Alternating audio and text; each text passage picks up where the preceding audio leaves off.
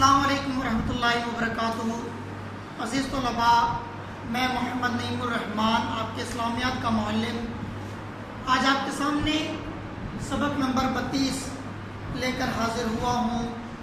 امید کرتا ہوں آپ سب خیریت سے ہوں گے اور اعلاء کلمات اللہ کے لیے حماتاً کوشاں ہوں گے۔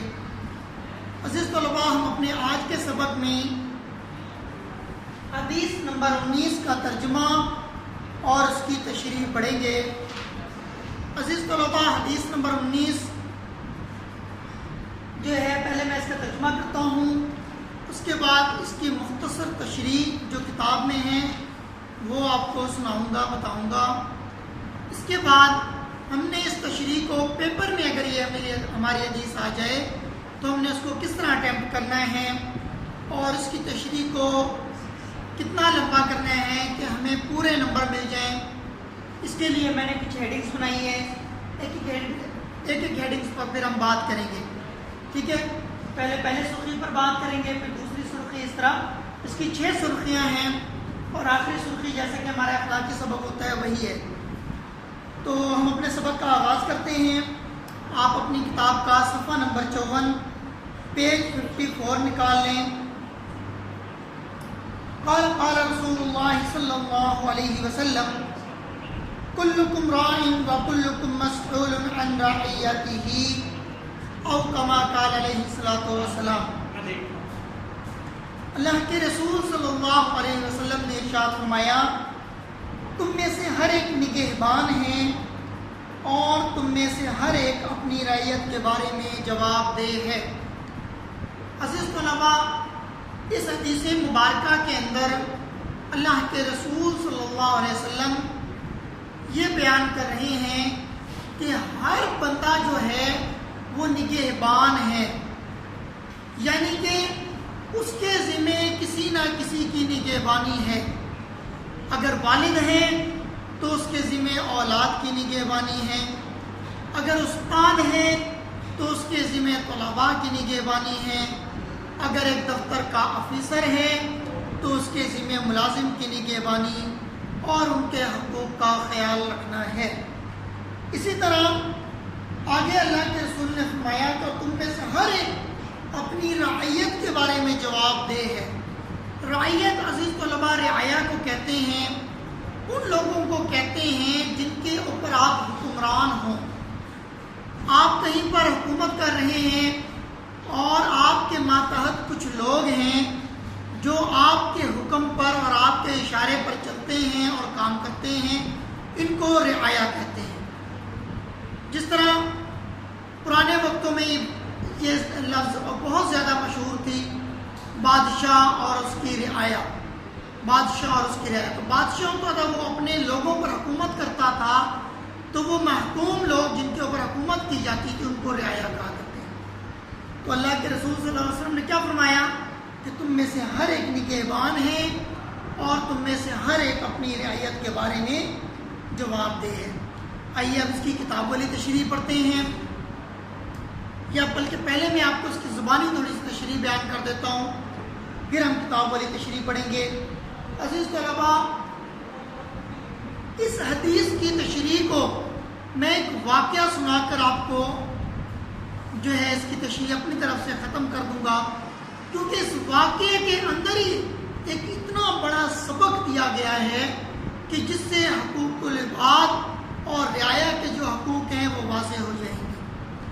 عزیز طلباء، خلیفہ ثانی حضرت عمر رضی اللہ تعالیٰ عنہ کا جب دور آیا اور حضرت عمر رضی اللہ تعالیٰ عنہ جب اپنے لوگوں پر حکومت کرتے تھے تو وہ آج کل کے لوگوں کی حکومتوں کی طرح نہیں تھی، بلکہ اللہ کے رسول صلی اللہ علیہ وسلم کے صحابی نے جب حکومت کی اور لوگوں کو جب دین کی دعوت پہنچائی اور ان کی رعیت کے، ان کے رعایا کا جب خیال رکھنا شروع کیا، تو ان کا ایک عمل یہ بھی تھا کہ وہ رات کو اپنے علاقے میں گشت کیا کرتے تھے اور گشت کرتے ہوئے چکر لگایا کرتے تھے تاکہ لوگوں کے حالات معلوم ہوں۔ ایک مرتبہ آپ رضی اللہ تعالیٰ عنہ چکر لگا رہے تھے تو آپ نے گھر سے بچوں کے رونے کی آواز سنی. آپ نے کان لگا کر دروازے پر سنی تو بچے رو رہے تھے اور ماں اپنے بچوں کو بہلا کر سلانے کی کوشش کر رہی تھی.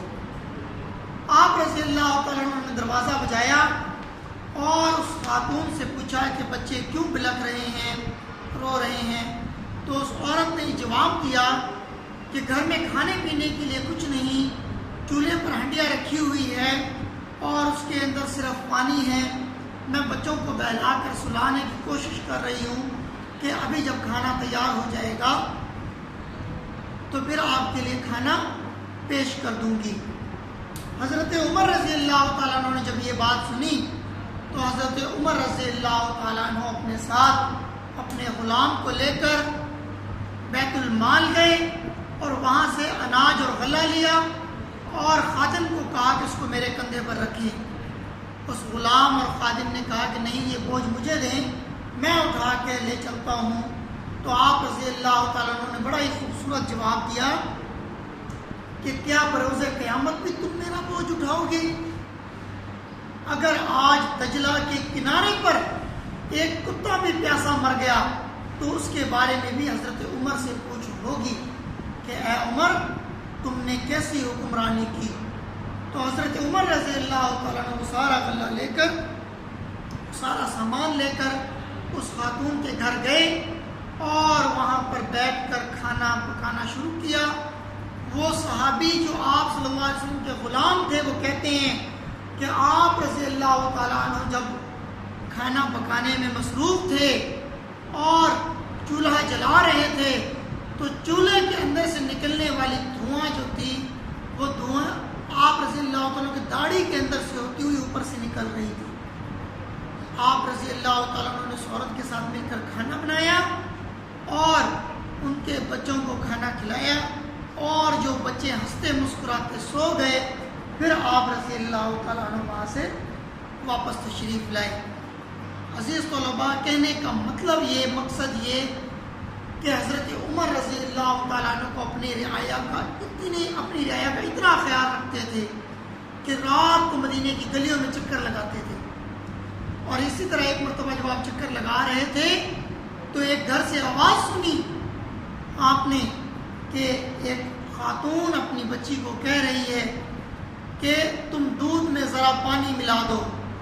تو اس بچی نے کہا کہ نہیں, جب ہمارا حکمران اتنا عادل ہے اور اتنی اچھی حکومت کرنے والا ہے تو ہم اس کے حکومت میں اس طرح کی ملاوٹ والا کام کیوں کریں.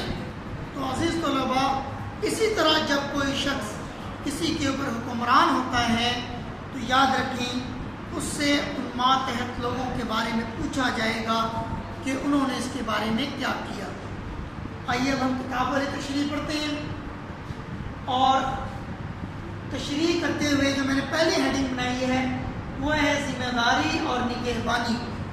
تو دیکھیں یہاں پر ذمہ داری اور نگہبانی ایک ایسا فرض ہے, یہ پوری لائن جہاں تک میں آپ کو پڑھ کر سنا رہا ہوں آپ اس ہیڈنگ کو ڈالنے کے بعد اس میں پٹ کر سکتے ہیں.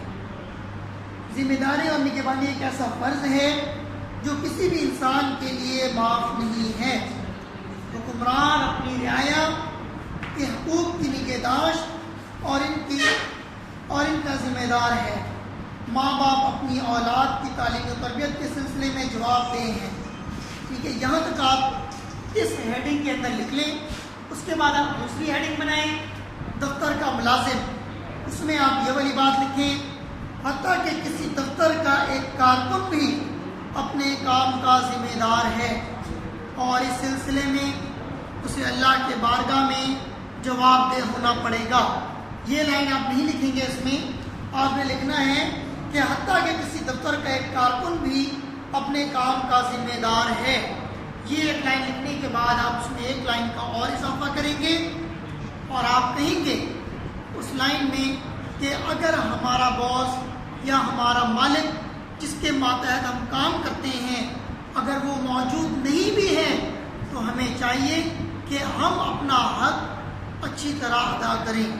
جو فرائض ہمیں دی گئی ہیں ہم ان کو اچھی طرح سے ادا کریں. کیونکہ اس کے بارے میں پھر آپ نے لکھنا ہے. تیسری ہیڈنگ آپ نے ڈالنی ہے رعایا کے حقوق. اس میں پھر آپ نے لکھنا ہے تیسری ہیڈنگ میں بیٹا آپ اس میں جو ہے دوسری ہیڈنگ میں دفتر کا ملازم، اس میں آپ یہ بات لکھ کر بات ختم کر دیں گے کہ دفتر کا ایک ملازم بھی اپنے حقوق کو ادا کرنے کا ذمہ دار ہے. ٹھیک ہے، یہاں پر آپ نے اتنا لکھ کر اس کو فائنڈ اپ کر دینا ہے. اس کے بعد تیسری ہیڈنگ آپ ڈالیں گے رعایا کے حقوق. اس میں آپ لکھیں گے کہ ہر عادل، ہر بادشاہ اور ہر حکمران جو ہے وہ اپنے رعایا کے حقوق کے بارے میں اس کا جواب دہ ہے اور اس کا ذمہ دار ہے کہ وہ اپنے رعایا کے حقوق کس طرح ادا کر رہا ہے. اور جس طرح حضرت عمر رضی اللہ تعالیٰ عنہ اپنے رعایا کے حقوق کا خیال رکھا کرتے تھے، اور حضرت عمر رضی اللہ تعالیٰ عنہ فرمایا کرتے تھے کہ اگر دجلہ کے کنارے پر ایک کتا بھی مر گیا تو اس کے بارے میں بھی حضرت عمر سے پوچھ ہوگی. عزیز طلباء، اس بات کو لکھنے کے بعد آپ نے اگلی ہیڈنگ ڈالنی ہے اللہ کے آگے جواب دہ ہونا.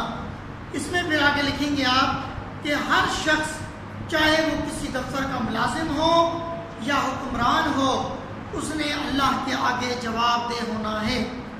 اور جب وہ شخص اللہ کے آگے جواب دہ ہوگا تو آپ نے اس میں آگے یہ بات لکھنی ہے کہ دو حقوق ہیں، ایک حقوق اللہ اور دوسرا حقوق العباد.